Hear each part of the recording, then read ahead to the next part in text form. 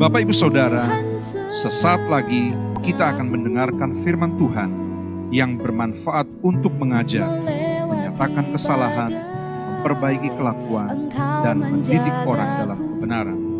Dari GPDI Mahanaim Tegal, selamat mendengar. Puji nama Tuhan. Bapak Ibu Saudaraku dalam kasih Tuhan, kita akan diberkati oleh kebenaran firman Tuhan. Dan firman Tuhan kali ini saya memberi judul yaitu tentang Kristen yang tak gentar di masa sukar. Ya, Kristen yang tak gentar di masa sukar. Mari sama-sama kita membuka Alkitab kita di dalam 1 Korintus pasal yang ke-16. 1 Korintus pasal yang ke-16. Saya menunggu Bapak Ibu yang ada di rumah maupun kita yang ada di Beth Eden untuk kita membuka ayat ini. Dan saya akan bacakan buat kita semua. 1 Korintus 16 ayat yang ke-13 sampai dengan ayat yang ke-14. Demikian kebenaran firman Tuhan.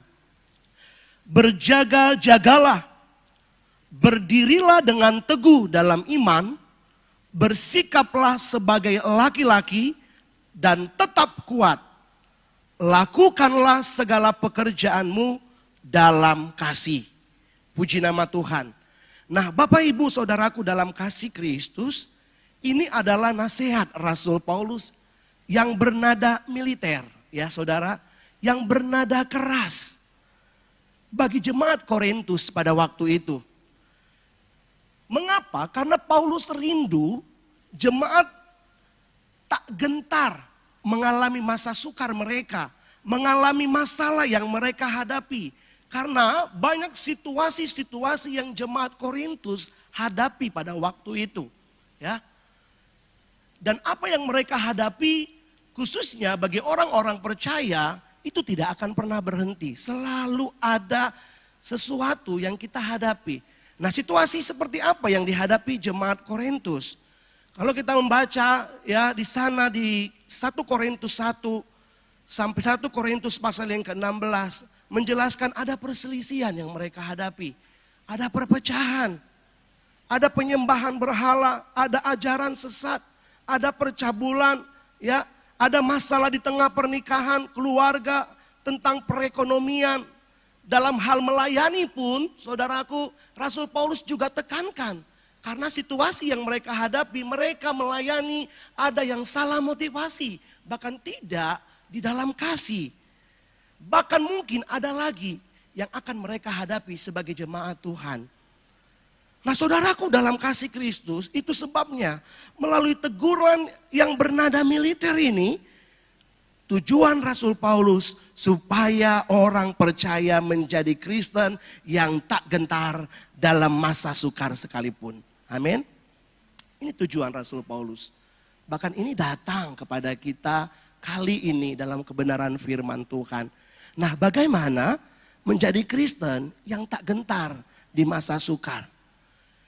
Menjadi Kristen yang tak gentar di masa sukar, yang pertama dari pembacaan Alkitab yang sudah kita baca, jadilah Kristen yang selalu, jadilah Kristen yang mau berjaga-jaga.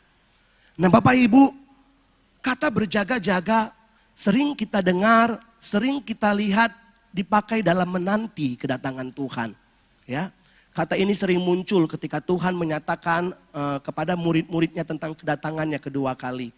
Tetapi kata berjaga-jaga ini juga mengandung arti, saudaraku, dalam hal pertempuran.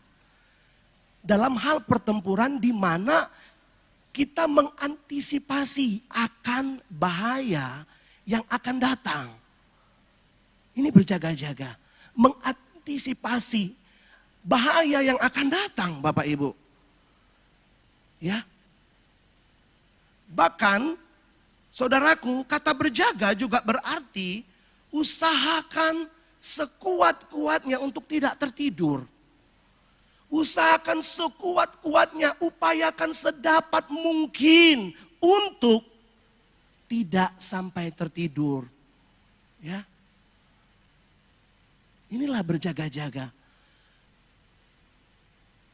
Ini mengandung arti saudaraku, biarlah hidup kita sebagai orang percaya, ya saudaraku, supaya kita tetap tegar Di tengah sukar ini kita mau selalu berjaga di dalam Tuhan. Amin. Berjaga di dalam Tuhan. Ya. Karena saudaraku, bahaya, tantangan, musuh rohani, keadaan yang menguji kita itu datang secara tiba-tiba. Tidak ada yang tahu besok terjadi apa. Tidak ada yang tahu masalah akan datang. Karena itu akan datang secara tiba-tiba. Itu sebabnya kalau kita kuat di dalam Tuhan, saudaraku, kita mau menjadi Kristen yang berjaga-jaga. Saudaraku, kita wajib berjaga-jaga terhadap apa yang datang secara tiba-tiba. Contoh halnya seperti wabah corona. Beberapa waktu yang lalu Indonesia katakan, wah tidak masuk ke Indonesia. Tetapi siapa yang menyangka, saudara, begitu cepat wabah ini masuk ke Indonesia. Tidak ada yang tahu, saudaraku, tiba-tiba dengan cepat. Ya, sebagai hamba-hamba Tuhan, selalu gembala ingatkan kami tidak menakut-nakuti jemaat. Karena ini adalah penggenapan firman Tuhan.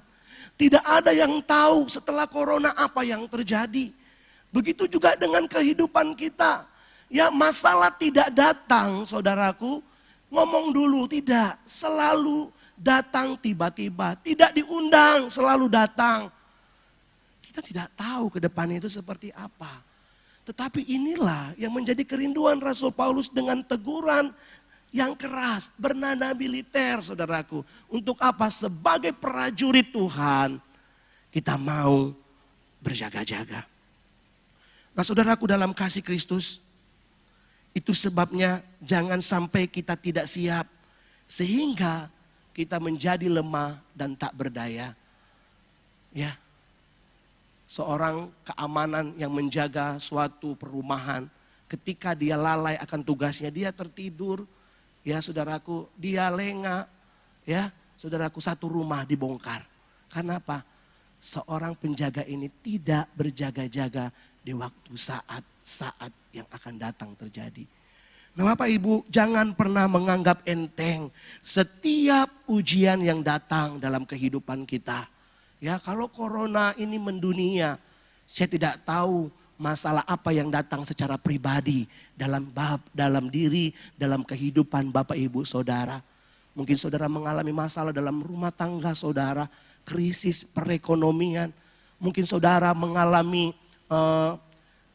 krisis dan saudara ditipu dan sebagainya. Saudaraku, kita tidak pernah tahu itu akan datang. Tetapi saya percaya kalau saudara mau berjaga, saudara akan tetap menjadi Kristen yang tegar. Amin. Nah, ada ayat-ayat yang saya tampilkan di situ. Di dalam Kolose pasal 4, nanti Bapak Ibu bisa baca di rumah, ayat 1, ayat 2, 1 Tesalonika 5, ayat 6 sampai 10. Dan saya akan bacakan 1 Petrus 5, ayat 8. Demikian firman Tuhan. Sadarlah dan berjaga-jagalah, lawanmu si iblis berjalan keliling sama seperti singa yang mengaum-ngaum dan mencari orang yang dapat ditelannya. Tahan ayat ini, dikatakan begini, sadarlah dan berjaga-jagalah. Mengapa? Karena lawanmu itu bukan main-main, saudaraku. Si iblis yang berjalan berkeliling, menunggu, menanti waktu yang tepat untuk dia menjatuhkan, melemahkan, membinasakan orang-orang percaya. Dan dikatakan apa? Singa, ibarat kata singa yang mengaum-ngaum dan mencari orang yang dapat ditelannya. Orang yang dapat ditelannya adalah orang-orang yang mudah lemah, orang-orang yang mudah mundur, orang-orang yang selalu takut, saudaraku. Itu sebabnya yuk, kita berjaga. Ada banyak hal yang harus kita lakukan, berdoa senantiasa, beribadah.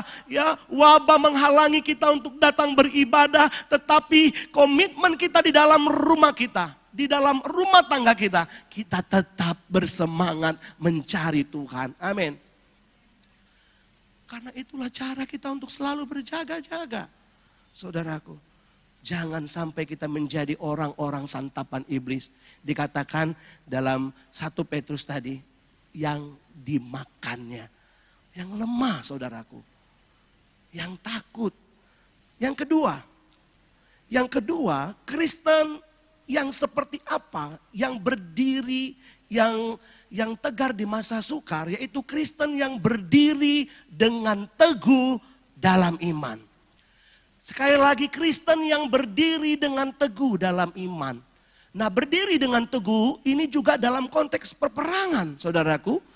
Di mana seorang prajurit mempertahankan posisi di depan musuh dengan tidak goyang, tanpa mundur ataupun menyerah. Ya, posisi diri kita, posisi seorang pengikut Kristus, posisi seorang prajurit ketika menghadapi musuh, dia tetap berdiri dengan teguh, tidak goyang, steko dikatakan sana, tidak goyang, tidak mundur, tidak lemah, tidak ada kata menyerah. Oh, haleluya, saudaraku, tidak kata menyerah. Bahkan kalimat berikutnya dikatakan berdiri dengan teguh di dalam iman. Nah, bicara tentang di dalam iman di sini, kita tahu iman percaya kita, yaitu iman percaya kepada Tuhan Yesus Kristus. Tetapi berdiri teguh di dalam iman artinya iman yang sudah diisi oleh firman Tuhan. Iman yang kuat. Mengapa kuat? Karena iman ini sudah diisi oleh pengajaran tentang kebenaran Tuhan, tentang Injil Kristus, di mana Yesus lahir, mati, bangkit, dan naik ke sorga, memberi kemenangan kepada kita. Dan inilah iman yang bertumbuh, yang dibilang oleh Pak Gembala. Iman itu bertumbuh, saudaraku. Dan inilah dikatakan berdiri teguh di dalam iman. Iman kita yang di dalamnya ada pengajaran, yang di dalamnya ada kebenaran, yang di dalamnya ada janji Tuhan. Dan kita akan terus berdiri tanpa goyah, berpegang dengan apa yang kita dapat, bertahan di tengah badai, tak gentar di masa sukar. Di situ ada dikatakan berpegang dengan apa yang kita dapat. Menjadi pertanyaan saya, sebagai orang pengikut Kristus, berapa lama kita sudah percaya kepada Kristus? Iman kita, apakah sudah penuh diisi oleh kebenaran, oleh pengajaran, oleh Injil Kristus? Dan saya percaya ketika saudara menghadapi segala sesuatu di depan saudara, saudara berdiri teguh di dalam iman yang sudah bertumbuh, iman yang sudah diisi. Saudaraku pegang itu dan saudara akan kuat dalam Tuhan. Yang ketiga sekarang. Yang ketiga, Kristen yang bersikap sebagai laki-laki. Kristen yang bersikap sebagai laki-laki. Nah, kita tahu bahwa nasihat ini bukan saja ditujukan kepada laki-laki yang lemah atau perempuan, tetapi semua orang yang percaya pada waktu itu. Makanya nasihat yang bernada militer ini disampaikan di pasal-pasal yang terakhir, di mana Rasul Paulus akan menutup suratnya. Dikatakan bersikaplah sebagai laki-laki. Dan nasihat ini buat semua jemaat, buat semua orang percaya. Untuk apa? Untuk bersikap sebagai laki-laki. Nah, saudaraku, bersikap sebagai laki-laki artinya bertindak berani. Jangan cengeng, tapi tegar, saudaraku. Ya, tidak mudah tawar hati dan tidak takut. Saya suka dalam terjemahan bahasa Indonesia sehari-hari. Di sana dikatakan bertindak dengan berani. Ya, bertindak dengan berani. Mengapa kita harus bertindak, bersikap sebagai laki-laki, bertindak dengan berani? Karena saudaraku, peperangan seorang prajurit itu bukan peperangan ecek-ecek. Bukan peperangan yang biasa-biasa saja. Ya, bahkan lawan mereka bukan lawan-lawan yang lemah. Mereka juga lawannya mempunyai perlengkapan. Bahkan Efesus pasal 6, coba kita buka Efesus pasal 6, dikatakan apa? Karena ayat 12, karena perjuangan kita bukanlah melawan darah dan daging, tetapi melawan pemerintah-pemerintah. Oh, haleluya. Melawan penguasa-penguasa, melawan penghulu-penghulu dunia yang gelap ini, melawan roh-roh jahat di udara.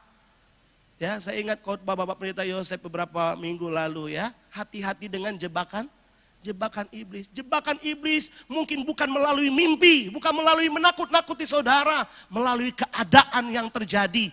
Di situ yang harus kita perangi, saudaraku. Lawan kita, saudaraku, yang berusaha melemahkan setiap iman percaya kita.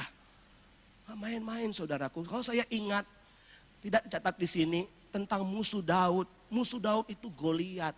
Kalau kita melihat Goliat itu perlengkapan senjatanya itu mengartikan tentang kuasa gelap, saudaraku.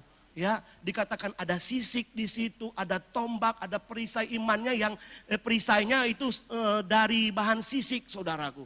Dan ini menggambarkan begitu serangan-serangan iblis itu datang tiba-tiba. Tetapi saya percaya ketika kita bertindak sebagai laki-laki, berani, saudaraku, iblis akan kalah. Haleluya. Nah, saudara, jika kita takut, perhatikan ini, jika kita takut sebelum berperang, maka kita tidak akan melihat kemenangan. Jika kita takut, maka kita tidak akan melihat kemenangan. Jika kita takut, maka kita tidak akan melihat kemuliaan Tuhan. Saudaraku, Tuhan akan nyatakan kemuliaannya bagi Indonesia. Nyatakan kemuliaannya di tengah keluarga saudara. Itu sebabnya saudara, apapun kondisi yang saudara hadapi hari-hari ini, saudara jangan bilang aku takut. Jangan bilang aku mau mundur, saudaraku. Tetapi kita mau melihat kemenangan, kita mau lihat kemuliaan Tuhan. Amin. Kita mau lihat kemuliaan Tuhan. Satu kisah tentang Musa dan Israel. Musa dan Israel, ketika Musa membawa bangsa Israel, Israel begitu takut. Ini wajar, manusia yang dilihat di belakang tentara Mesir, yang dilihat sebelah kanan padang gurun, sebelah kiri padang gurun, di depan lautan. Harus apa yang kami lakukan? Masa kami harus mati di padang gurun ini? Tetapi Musa katakan di Keluaran pasal 14 ayat 13, mari baca sama-sama. Tetapi berkata Musa kepada bangsa itu, janganlah takut. Berdirilah tetap dan lihatlah keselamatan dari Tuhan yang akan diberikannya hari ini kepadamu. Sebab orang Mesir yang kamu lihat hari ini tidak akan kamu lihat lagi untuk selama-lamanya. Ya, dikatakan hari ini, gak tunggu besok. Nggak tunggu ada orang datang menolong saudara. Nggak tunggu ada pendeta KKR untuk menolong saudara. Hari ini ketika saudara nyatakan aku berani di dalam Tuhan. Ketika saudara berkata aku tidak takut. Maka Tuhan akan menyatakan saudaraku pertolongannya. Dikatakan di ayat situ, diperhatikan. Dan lihatlah keselamatan. Artinya apa saudara? Pertolongan Tuhan itu akan tersedia buat kita. Haleluya. Tersedia buat kita. Contoh lagi tentang Raja Daud dan Salomo. Raja Daud dan Salomo dalam satu Raja-Raja pasal yang kedua ayat 1 sampai 12. Saya akan bacakan ayat ini, satu Raja-Raja 2 ayat 1 sampai 2. Demikian kebenaran firman Tuhan, langsung ada di sana ya. Ketika saat kematian Daud mendekat, ia berpesan kepada Salomo anaknya, aku ini akan menempuh jalan segala yang fana. Pesan Daud apa? Maka kuatkanlah hatimu dan berlakulah seperti laki-laki. Paulus katakan kepada jemaat dan Daud katakan kepada Salomo, kuatkan hatimu. Ya, kata kuatkan kita sering dengar Musa dan Yosua ya. Kuatkan, jangan ada takut, yuk berani, bertindaklah seperti laki-laki, bertindak berani. Mengapa Rasul Paulus katakan ini, mengapa Daud katakan ini kepada Salomo? Karena kalau saudara baca ayat 1 sampai 12 ini, ada tugas-tugas yang Salomo harus lakukan dan itu dilakukan dengan penuh keberanian, dengan penuh ketegasan. Di staf kemarin ayat ini disinggung, saudaraku, Daud berpesan supaya apa? Salomo berani menghadapi siapa? Yoab pertama. Mengapa Yoab? Dia begitu dekat dengan Daud. Karena Yoab ya bertindak salah. Dia membunuh seorang panglima yang sudah mengaku kesalahannya kepada Daud. Dan dia membunuh tanpa diketahui Daud. Dan apa tugas selanjutnya? Tugas selanjutnya Salomo harus berani dan tegas kepada Simei. Bukan Meme ya saudara. Simei. Simei ini kemarin Bapak Gembala udah singgung. Yaitu seorang Benyamin yang mengutuki Daud. Seorang Benyamin ketika Raja Daud menyeberang sungai Kidron. Ya, ada seorang yang akan bertindak berkata apa? Itu orang Simei mau kita bunuh saja. Daud bilang apa? Tidak. Dan ini diberi tugas kepada Salomo. Salomo itu raja yang luar biasa ya saudaraku. Semua disediakan oleh Daud. Saat membangun kerajaan, membangun bait Allah semua sudah disediakan. Tatanan kerajaan semua sudah ada. Sehingga mungkin saudaraku tidak melatih Salomo untuk keras, untuk bertindak, untuk berperang. Tetapi Daud berpesan, kalau soal Yoab dan Simei harus tegas, bersikaplah seperti laki-laki. Haleluya. Nah saudaraku dalam kasih Kristus, yang terakhir contoh tentang singa. Kita buka dalam Amsal 30 ayat 30. Amsal 30 ayat 30 dikatakan begini. Singa yang terkuat di antara binatang. Dikatakan apa? Yang tidak mundur terhadap apapun. Singa yang terkuat di antara binatang yang tidak mundur terhadap apapun. Saudara, mengapa singa tidak mundur terhadap apapun? Bukan karena giginya yang tajam, bukan karena cakarnya yang panjang, bukan karena suara aumannya yang keras, bukan juga karena larinya yang kencang. Kalau kita melihat semua binatang-binatang, gajah lebih besar daripada singa. Tetapi singa kenapa tidak takut? Mengapa tidak mundur? Karena singa memiliki mental pemberani. Oh, haleluya. Mental pemberani, saudaraku. Bagaimana dengan kita? Ya, milikilah mental pemberani. Jangan takut, saudaraku. Ya, saudaraku. Ya, yang keempat sekarang. Kita masuk yang keempat. Tentang Kristen yang tetap kuat. Ya, Kristen yang tetap kuat. Nah, di sini saudaraku, tetap kuat di sini ada dalam keadaan kuat. Ya, ada dalam keadaan kuat dan kuatnya itu bertumbuh semakin kuat. Saya nggak catat ayatnya tentang Samuel, tentang Yohanes, ya ketika dilahirkan semakin besar, semakin kuat dikatakan di situ. Nah, ini tentang tetap kuat. Dalam keadaan kuat dan bertumbuh semakin kuat. Nah, Kristen yang tetap kuat adalah Kristen yang bersandar sepenuhnya pada Tuhan. Ketika kita bersandar sepenuhnya kepada Tuhan, kita akan mengalami kekuatan dari Allah. Ya.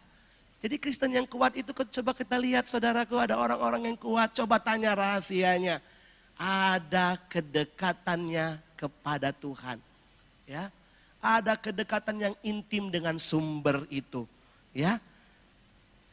Nah, kita digambarkan, saya kutip ya, tentang gambaran dari Bapak Gembala, digambarkan seperti kabel yang lemah. Nah, kebetulan mic saya nggak ada kabelnya. Ya, saudara bisa ilustrasi saja, bisa bayangkan saja tentang kabel yang panjang, itu diri kita bisa diarahkan kemana-mana, lemah sekali, saudaraku, melenyot bahasa saya ya saudara.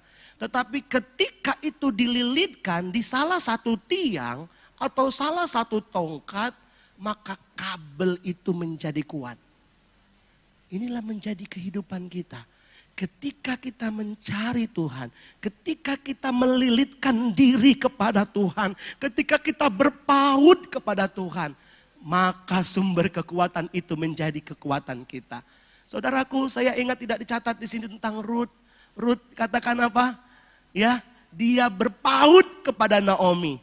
Dikatakan apa? Dia berjalan bersama Naomi dan di situ janji Tuhan digenapi dalam kehidupannya. Nah saudaraku, bagaimana dengan kita hari-hari ini? Kalau ada masalah datang, jangan semakin menjauh, tetapi semakin dekat kepada Tuhan. Nah saudaraku, Zakaria pasal 4 ayat 6. Di mana dikatakan, maka berbicaralah ia, katanya, inilah firman Tuhan kepada Zerubabel bunyinya, bukan dengan keperkasaan dan bukan dengan kekuatan, melainkan dengan apa? Dengan rohku, firman Tuhan semesta alam. Kekuatan itu bukan dari daya tahan kita, bukan dari cara kita, bukan dari apa yang kita miliki, tetapi kekuatan itu dikatakan sumbernya daripada Tuhan. Ya, kalau saudara selama ini merasa kuat, dengan bangganya saudara berkata kekuatan saudara dari harta saudara, dari kekayaan saudara, kita melihat, merenungkan keadaan kondisi virus corona yang saat ini terjadi. Ya saudaraku, merenungkan bahwa kita itu tidak ada apa-apanya. Dan kita butuh Tuhan yang menguatkan kita. Dikatakan rohku, kata Tuhan. Kalau Efesus pasal 6. Efesus pasal 6 ayat 10, demikian firman Tuhan. Akhirnya hendaklah kamu kuat, sama-sama katakan, di dalam Tuhan, di dalam kekuatan kuasanya. Ya, kerinduan Paulus kepada jemaat Efesus pun yang sama. Karena hampir semua jemaat yang didirikan Paulus juga hadapi yang sama. Ya, hendaklah kamu kuat di dalam Tuhan, di dalam kekuatan kuasanya. Bayangkan saudaraku, kalau kita di dalam Tuhan seperti tangan ini, terus kita masukkan sesuatu yang kecil di dalam tangan ini, terus kita pegang, kita genggam, aman saudaraku di dalam tangan ini. Begitu juga dengan hidup kita. Kalau hidup kita di dalam tangan Tuhan, di dalam kuasa Tuhan, maka hidup kita tetap aman. Malah ada kekuatan yang mengalir dalam kehidupan kita. Tidak dicatat tambahan satu ayat, Kolose 2 ayat 6. Di sana dikatakan, kamu telah menerima Kristus Yesus Tuhan kita. Kamu telah menerima Yesus, percaya kepada Yesus. Karena itu hendaklah hidupmu tetap di dalam Dia. Karena apa? Karena kita sudah percaya. Kalau orang percaya kepada Yesus, udah dekat saja sama yang kita percayai. Jangan pernah kita jauh. Saudaraku, dekat, percaya, dan kita di dalamnya. Dikatakan karena kamu telah menerima Yesus, hendaklah hidupmu tetap di dalam Dia. Wow, haleluya. Kita masuk yang terakhir karena waktu saudaraku. Yang terakhir, ya, Kristen, ya saudaraku, yang tidak gentar di masa sukar adalah Kristen yang ada di dalam kasih. Wow. Kristen yang ada dalam kasih. Nah, penekanan saya bukan soal bekerjanya, tetapi bagaimana hidup kita itu di dalam kasih. Tenggelam di dalam kasih itu, saudaraku. Nah, jemaat Korintus bukan tipikal jemaat yang pasif. Jemaat Korintus bukan tipikal jemaat yang berdiam diri saja. Tetapi mereka jemaat yang bergairah dalam hal melayani. Bergairah dalam hal berkorban. Bergairah dalam hal bekerja. Bahkan mengejar karunia. Itu jemaat Korintus. Tetapi antusias mereka tidak dilakukan di dalam kasih. Tidak dilakukan di dalam kasih. Itu sebabnya Rasul Paulus tegur. Yuk kita buka coba di pasal yang ke-13. Rasul Paulus tegur di pasal 13, 1 Korintus pasal 13. Dikatakan demikian firman Tuhan. Sekalipun aku dapat berkata-kata dengan semua bahasa manusia dan bahasa malaikat. Tetapi jika aku tidak mempunyai kasih, semua jawab, aku sama dengan gong yang berkumandang dan canang yang gemerincing. Sekalipun aku mempunyai karunia untuk bernubuat dan aku mengetahui segala rahasia dan memiliki seluruh pengetahuan. Dan sekalipun aku memiliki iman yang sempurna untuk memindahkan gunung. Tetapi jika aku tidak mempunyai kasih, aku sama sekali tidak berguna. Ayat 3. Dan sekalipun aku membagi-bagikan segala sesuatu yang ada padaku, bahkan menyerahkan tubuhku untuk dibakar. Tetapi jika aku tidak mempunyai kasih, semua jawab, sedikit pun tidak ada faedahnya bagiku. Jemaat Korintus bergairah, tetapi mereka tidak di dalam kasih. Dan Rasul Paulus tegur ini saudaraku, percuma. Kalau tidak di dalam kasih semua sia-sia. Kalau tidak di dalam kasih tidak ada gunanya. Kalau tidak di dalam kasih tidak ada faedahnya bagiku. Nah saudaraku, tentang kasih, kasih merupakan elemen yang paling penting.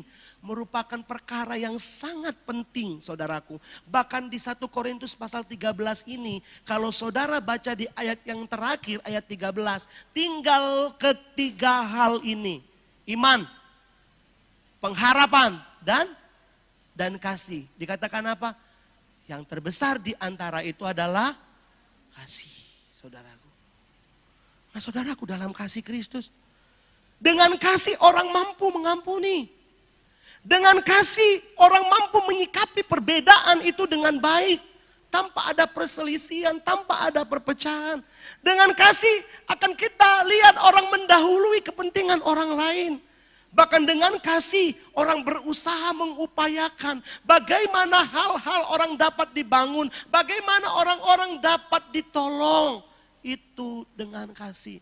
Ada banyak lainnya saudaraku, orang dapat diubahkan melalui kasih. Saudaraku.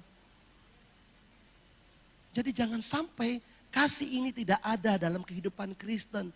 Ketika kita memiliki kasih saudaraku, maka kita akan tetap tegar saudaraku. Oh haleluya saudaraku. Nah saudaraku, ada satu kisah. Kisah dalam Kisah Para Rasul. Pasal 11 ayat 28 sampai 29. Saya akan bacakan buat kita semua. Seorang dari mereka yang bernama Agabus bangkit dan oleh kuasa roh ia mengatakan bahwa seluruh dunia akan ditimpa bahaya kelaparan yang besar. Hal itu terjadi juga pada zaman Claudius. Lalu murid-murid memutuskan untuk mengumpulkan suatu sumbangan sesuai dengan kemampuan mereka masing-masing dan mengirimkannya kepada saudara-saudara yang diam di Yudea.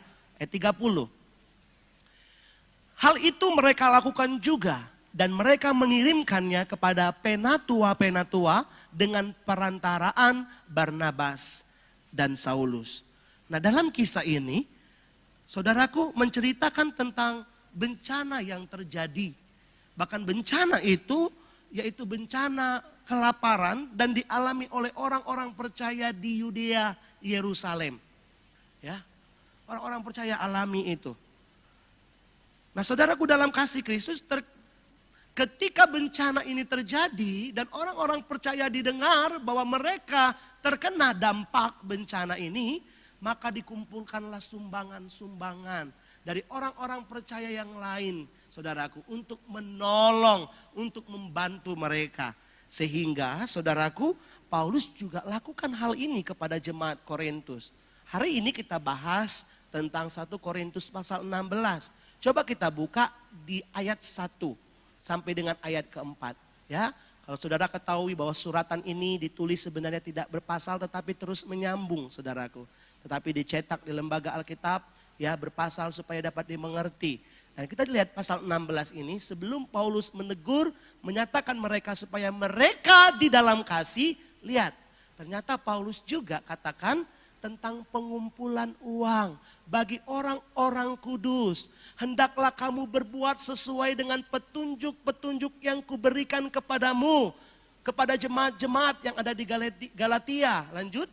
Pada hari pertama dari tiap-tiap minggu hendaklah kamu masing-masing sesuai dengan apa yang kamu peroleh. Dikatakan apa? Menyisikan sesuatu dan menyimpannya di rumah supaya jangan pengumpulan itu baru diadakan kalau aku datang. 3, sesudah aku tiba aku akan mengutus orang-orang yang kamu anggap layak dengan surat ke Yerusalem untuk menyampaikan apa? Menyampaikan pemberianmu. Terakhir 4. Kalau ternyata penting bahwa aku juga pergi, maka mereka akan pergi bersama-sama dengan aku.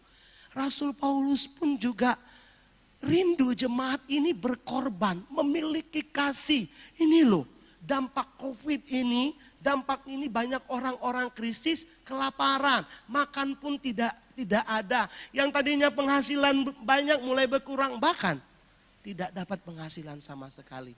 Tetapi Rasul Paulus katakan apa? Mari kumpulkan itu. Setiap harinya di rumahmu, bawa itu setiap minggu. Nah saudaraku, seorang prajurit militer, dia rela mengorbankan segala sesuatu untuk bangsanya. Dia mengorbankan segala sesuatu, bahkan nyawanya diberikan karena kasihnya kepada bangsanya, saudaraku. Dia tidak mementingkan dirinya sendiri, bahkan dia tidak peduli sekalipun ada bahaya, kondisi menakutkan, keadaan tidak baik, tetapi ia melakukannya dengan kasih. Nah inilah prajurit Kristus juga harus ada dalam hidup kita. Kalau lumbung-lumbung saudara masih banyak, saudaraku, ya biarlah kasih itu terus ada dalam hidup kita. Ada orang-orang percaya yang masih membutuhkan uluran tangan saudara. Dan ketika saudara tenggelam di dalam kasih, saudara hidup di dalam kasih, saudaraku dalam kasih Kristus, saudara akan tetap diberkati oleh Tuhan. Nah saudaraku, bagaimana kasih kita kepada Tuhan hari-hari ini? Bagaimana kasih kita dengan sesama, saudaraku? Apakah kita tetap ada dalam kasih Tuhan? Nah saudaraku, dalam kasih Kristus, sebagai penutup renungan bahkan khotbah hari ini, ketika gembala menugaskan saya untuk membagikan khotbah renungan hari ini, hari Selasa saya belajar, bahkan hari Kamis, saudaraku, hari Kamis, ya saudaraku, ini diteguhkan oleh doa Bapak Gembala, ya. Slide terakhir itu tentang doa Bapak Gembala. Saya mengutip doa Bapak Gembala. Karena di doa penutup Bapak Gembala dalam menara doa hari Kamis 7 Mei. Di situ kesimpulan renungan ini buat jemaat saudaraku. Saya akan bacakan saudaraku. Demikian yang disampaikan Bapak Gembala. Nanti saudara bisa putar dan saya sangat diberkati dengan doa ini. Dan saya percaya ini juga kerinduan Tuhan. Ini juga kerinduan gembala, bahkan kerinduan kami hamba-hamba Tuhan dalam doa ini. Demikian, semua ada dalam rencana Tuhan. Yang di dalamnya kami tidak mengerti, tetapi kami tahu ada hikmah, ada rencana Tuhan di balik semuanya. Agar jemaatmu menjadi dewasa secara rohani. Sehingga mereka dapat membangun rohani secara mandiri. Secara pribadi. Berdoa di rumah mereka masing-masing. Dan beribadah di rumah mereka masing-masing. Saya simpulkan inilah kita. Untuk kita selalu berjaga-jaga. Kerinduan gembala, yuk kita terus mempertahankan kerohanian kita. Bahkan menjadi dewasa, doa di rumah masing-masing. Beribadah di rumah masing-masing. Saudaraku, kehidupan rohani kita dibangun secara mandiri. Selanjutnya, biarlah dari sini engkau dapat melihat mana jemaatmu yang sungguh-sungguh mencari engkau. Yang sungguh-sungguh membangun kerohanian untuk mereka tidak menjadi lemah. Untuk mereka tidak menjadi goyah. Bahkan semangat mereka terus menyala-nyala di dalam mencari hadiratmu. Kerinduan Tuhan, kerinduan gembala untuk jemaat tetap kuat. Tetap di dalam Tuhan, tidak goyah, tidak lemah dikatakan di doa gembala saudaraku. Bahkan semangatnya terus mencari hadirat Tuhan. Di dalam membangun kerohanian mereka ya Tuhan. Di dalam melayani satu dengan yang lain. Di dalam berkorban. Di dalam mengasihi ya Tuhan, orang-orang yang berkekurangan, membutuhkan uluran tangan, pertolongan dan pembelaan ya Tuhan. Doa gembala dikatakan jemaat tetap memiliki kasih dalam kondisi keadaan apapun yang mereka hadapi. Ya, dikatakan di sini saudaraku, maka engkau akan melihat mana gereja yang Tuhan yang benar-benar memiliki kasih sebagaimana yang engkau ajarkan. Saudaraku, GPDI Mahanaim berdiri di Tegal ini akan dilihat mana jemaat gereja yang memiliki kasih yang sebagaimana Tuhan ajarkan. Dikatakan di surat Rasul Paulus, akhir-akhir ini kasih itu menjadi dingin. Orang mencintai dirinya sendiri, tidak peduli saudaraku. Tetapi melalui kerinduan gembala, melalui khotbah hari ini, jangan pernah kita tinggalkan kasih itu. Jangan pernah kita hilang kasih saudaraku. Tetap tenggelam di dalam kasih. Selanjutnya saudaraku, yang terakhir, yang kerohaniannya tetap stabil kondisi apapun. Bukankah ini prajurit Kristus yang tegar di masa sukar? Kerohaniannya tetap stabil ya Tuhan dalam kondisi apapun. Mereka tetap mengasihi Engkau dan tidak, diulang saudaraku, dan tidak menjadi lemah, tak menjadi goyah, tetap kuat dan menyala-nyala di dalam Engkau. Oh haleluya, ketika saya dengar doa ini di Kamis siang itu, Tuhan inilah jawaban daripada Tuhan. Sebagaimana jemaat Tuhan, Tuhan rindu untuk tetap kuat, untuk tetap berjaga, untuk tetap saudaraku berani, untuk tidak menjadi lemah, dan mencari sumber itu menjadi kekuatan dalam kehidupan kita. Saudaraku, hari-hari ini kalau saudara pernah gagal karena saudara tidak berjaga-jaga, Tuhan masih mengasihi saudara, Tuhan masih mencintai saudara. Tuhan, pulihkan kasih kami, Tuhan kuatkan kerohanian kami, perbaharui hati kami. Saudaraku, kita angkat lagu pujian, kasih-Mu, karya-Mu nyata dalam hidupku.